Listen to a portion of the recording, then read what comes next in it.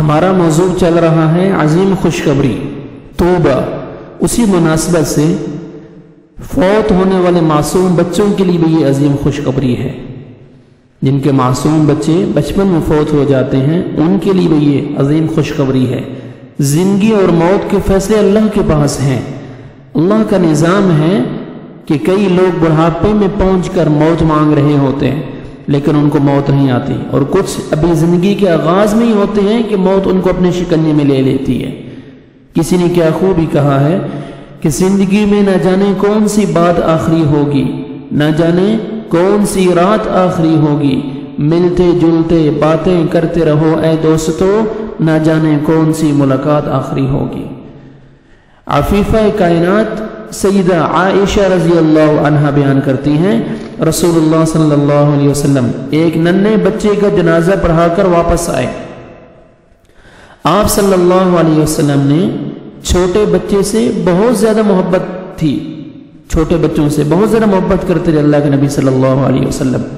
جب آپ جنازہ پڑھا کر آئے تو طبیعت پر بہت گہرا اثر تھا، پریشان سے تھے، اداس سے۔ حضرت عائشہ رضی اللہ تعالیٰ عنہ فرمانے لگی میرے سر کے تاج، طوبى هذا عصفور من عصافیر الجنہ لم يعمل سوءا، عظیم خوشخبری ہے، یہ تو جنت کی چڑیوں میں سے ایک چڑی ہے جس نے کوئی برائی نہیں کی۔ آپ صلی اللہ علیہ وسلم نے فرمایا ہاں عائشہ، ایسے معصوم بچے تو اللہ کی جنت کے مہمان ہیں۔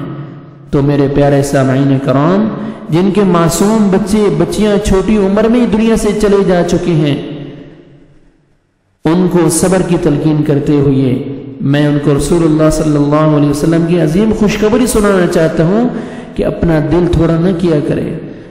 آپ کے بچے کو جنت کی چڑیا کہا گیا ہے، اس کو توبہ جیسے عظیم نعمت، عظیم خوشخبری سنائی گئی ہے، وہ خود بھی جنت میں ہے اور روز قیامت آپ کے لیے بھی ذریعہ جنت بنیں گے، جنت کا سبب بنیں گے انشاءاللہ۔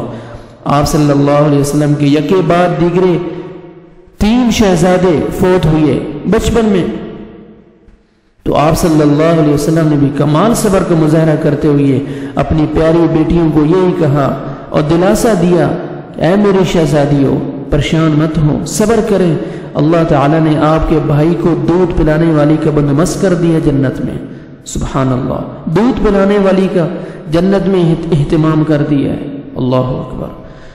تو صبر کا مظاہرہ کرنا چاہیے، اللہ سبحانہ و تعالیٰ سب کو صبر دے، صبر جمیل عطا فرمائے کہ جن کی بچپن میں اولاد چلی جاتی ہے دنیا سے، اللہ سبحانہ و تعالیٰ ہمارے لیے جنت کا ذریعہ بنائیں گے انشاءاللہ۔ اللہ سبحانہ و تعالیٰ ہمیں ان باتوں میں عمل کرنے کی توفیق عطا فرمائے۔